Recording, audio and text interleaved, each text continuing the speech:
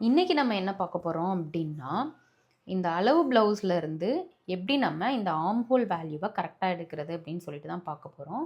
அதுக்கு நீங்கள் என்ன பண்ணணும் அப்படின்னா, ஃபஸ்ட்டு உங்களோட அளவு ப்ளவுஸில் உள்ளதை பின்பக்கமாக திருப்பிக்கோங்க.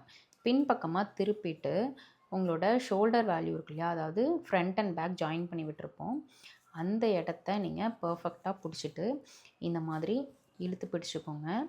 கரெக்டாக இந்த மாதிரி வச்சுக்கோங்க. வச்சுட்டு உங்களோட மெஷர்மெண்ட் டேப் எடுத்துக்கோங்க. டேப்பை எடுத்துட்டு இந்த துணி ஸ்டிச் பண்ணியிருப்பாங்க இல்லையா, ஜாயின் பண்ணியிருக்கத இந்த பக்கமாக வச்சுக்கோங்க. அப்போ தான் நமக்கு மெஷர் பண்ணுறது கரெக்டாக வரும். இதிலேருந்து உங்களோட வேல்யூ, அதாவது இன்ச் டேப்பை கொஞ்சம் கொஞ்சமாக மூவ் பண்ணிட்டு வாங்க. நம்ம ஸ்டிச் போட்டிருக்காங்க இல்லையா, அதுக்கு மேலேயே கொஞ்சம் கொஞ்சமாக மெஷர் பண்ணிட்டு வாங்க. அது கொஞ்சம் கேர்வாக வளைஞ்சிருந்தது அப்படின்னா அந்த வளைவு மேலேயே நீங்கள் மெஷர் பண்ணிவிட்டு வாங்க.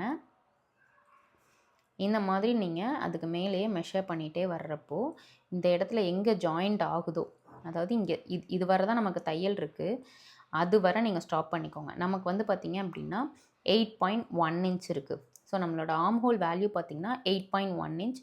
அதுக்கு மேலே ஒரு 1.5 இன்ச் சீம் அலவன்ஸ் கொடுத்துருக்காங்க. இதில் பார்த்திங்கன்னா தெரியும். ஸோ இப்போது நம்மளோட ஆர்ம் ஹோல் வேல்யூ, நம்ம அளவு ப்ளவுஸில் உள்ள ஆர்ம் ஹோல் வேல்யூ எவ்வளோனா 8.1 இன்ச்சஸ் வச்சுருக்காங்க. ஸோ நம்ம என்ன பண்ணணும், மார்க் பண்ணும்போது 8.1 விட ஒரு 1/2 இன்ச் மேலே தள்ளி மார்க் பண்ணோம் அப்படின்னா இதே மாதிரியான நமக்கு ஆர்ம் ஹோல் பர்ஃபெக்டாக வந்துடும்.